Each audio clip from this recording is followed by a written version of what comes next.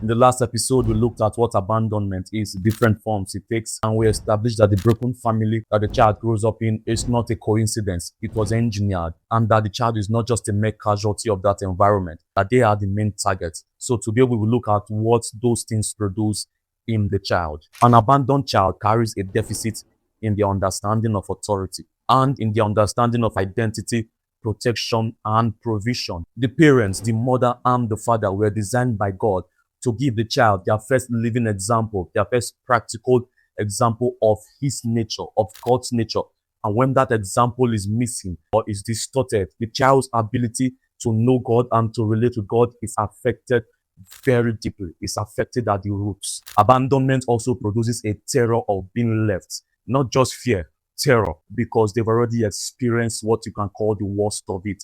The person who was supposed to stay left, or the person who was supposed to be present was never present. So no one can be fully trusted to stay. Everyone will just leave. And that terror manifests as unhealthy loyalty, or as living before being left, or cutting off friendships and disconnecting when people come too close, or sabotaging things that were going well. People who were abandoned as children and have not addressed it yet have a distorted relationship with God as Father, or they have no relationship of such nature at all, because the child who had an absent father, whether physically or emotionally, views the concept, the revelation of God as Father through the lens that their own absent father built, that their own absent father gave them, which is a template of unreliability, of absence, of emotional disconnection, of not being worth staying for. So when you tell them that God is their Father, they can hear the words, they can hear you clearly, but they feel nothing. They can't feel it, because in their own understanding of Father, a father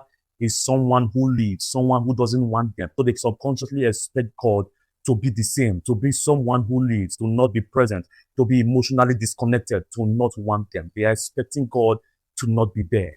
The child who had to step up, who had to manage the household and take care of their own siblings, loses something in those years when they had to step into the responsibility of an adult. They struggle with the concept of having their needs met without having to manage anything. They struggle with the concept of being carried rather than having to carry everything and carry everybody. They have this inability to ask for help without feeling ashamed. They struggle with receiving care without feeling awkward about it. And they have this compulsive self-sufficiency that looks like strength, but it's actually the scar of a child who learned very early and very quickly that people were unreliable and that no one was coming to save them. And so they had to step up and fix everything and put everything in order and save themselves, which is not actually completely true, because God was always there with them, even in that place where they felt that they were all alone.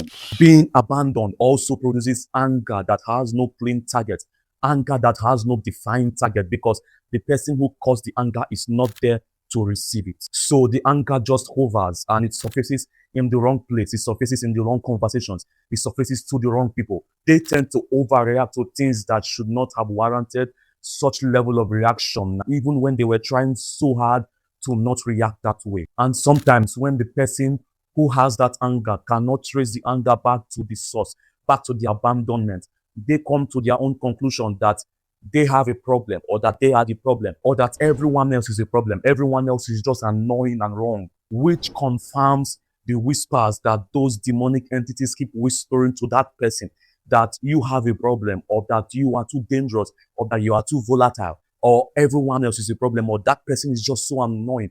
It confirms those whispers to try and drive that person as far away from God and as far away from healing as possible. Some other people who were abandoned as children, who have voids and gaps in their soul, spend their lives searching for someone, searching for people who will fill that gap, who will fill that void. Unfortunately, they search among other broken people, which leads to disappointments over and over again.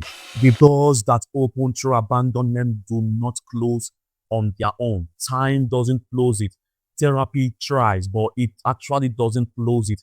Willpower does nothing to stop it. What you are fighting against is not mere natural occurrences or just life. It's not just life. You are up against an enemy that is conscious, that is intelligent. You are in a spiritual battle.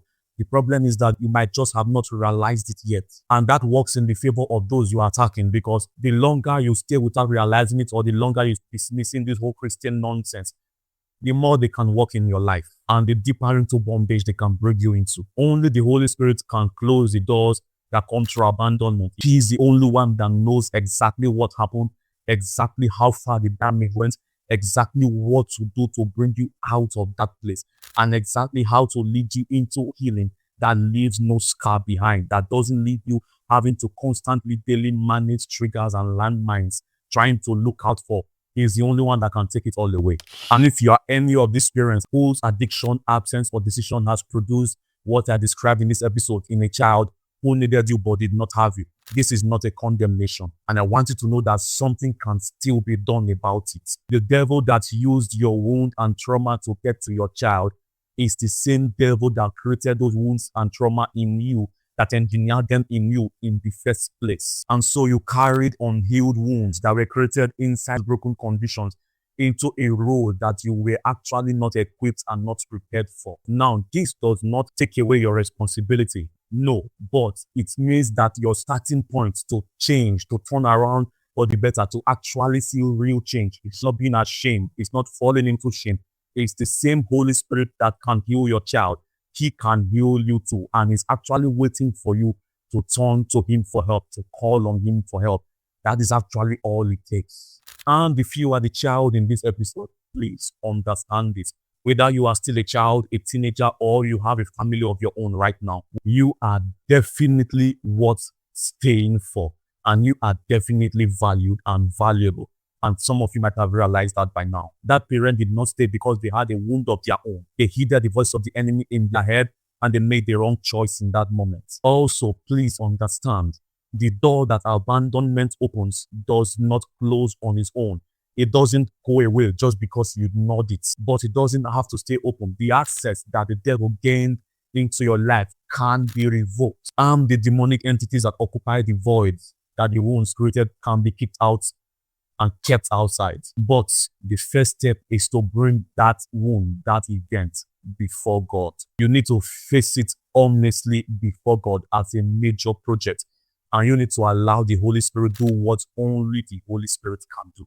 David says in the book of Psalms, I love this place, he restores my soul. It shows that restoration is possible. And it shows you who can do that restoration. The Lord, who is your shepherd, who is your father. The healing that the Holy Spirit brings doesn't leave a scar. It doesn't leave a wound you have to manage or be mindful of carefully for the rest of your life. It's more thorough than that. It's perfect. The Holy Spirit sanctifies you and upgrades you beyond that place, beyond the place of that trauma, beyond the place of that brokenness.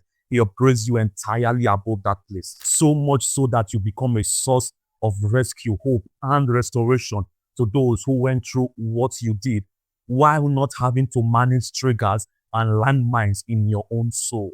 The healing the Holy Spirit offers is not coping, is not learning how to cope or learning how to manage. It's real permanent healing. In the next episode, we'll move on to abuse, what it is, and why the damage runs much deeper than most people have ever been told. Subscribe if you intend to follow this through, and I'll see you in the next video.